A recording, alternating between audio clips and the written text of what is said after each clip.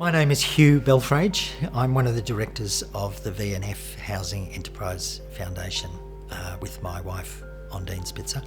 I never anticipated I would be a philanthropist. There are a couple of circumstances that have brought me to philanthropy. One is the sharing of the family wealth in Deanne's family, so passing on management of that to Deanne's generation. And I guess the second part is Deanne and I have an interest in social justice. Both of those things together meant we are in a position to undertake some philanthropic work. There are a few people I really admire.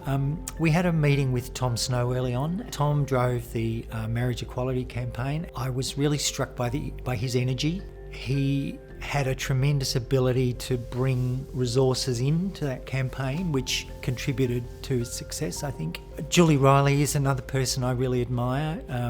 I really admire the ambition of changing Australian society and culture on behalf of girls and women, on behalf of all of us. Australians investing in women has a critical role because the issue that they're tackling, which is gender discrimination and disadvantage, it's both kind of obvious once you see it, but it's incredibly difficult to tackle, actually. Cultural issues, cultural change is, I think, and they are enabling us all to learn about how to do that work, I think, while at the same time making actual change in key parts of society. It's important work because half of society is girls and women, and it's kind of crazy that we live in a world where half of society is still disadvantaged, and that we know they're disadvantaged, and yet it's still so hard to actually engage with that issue. A gender lens means thinking about the ways in which someone's gender is impacting how they are treated or experience situations. I think of a gender lens also as a tool. So it's a tool that helps us consciously think about the way we're seeing people according to their gender and if we're treating them differently.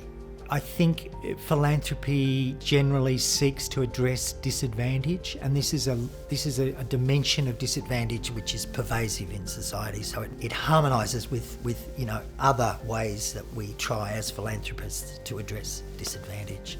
I think at the moment we are working at such a high level that we're seeking to understand a particular system, which is the housing system.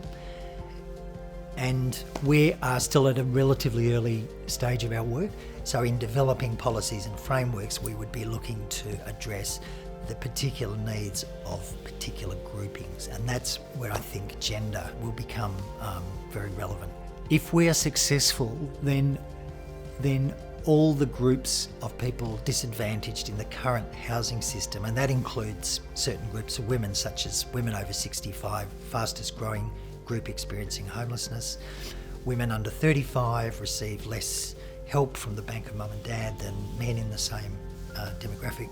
If we're successful in our work, all of those groups will be better off.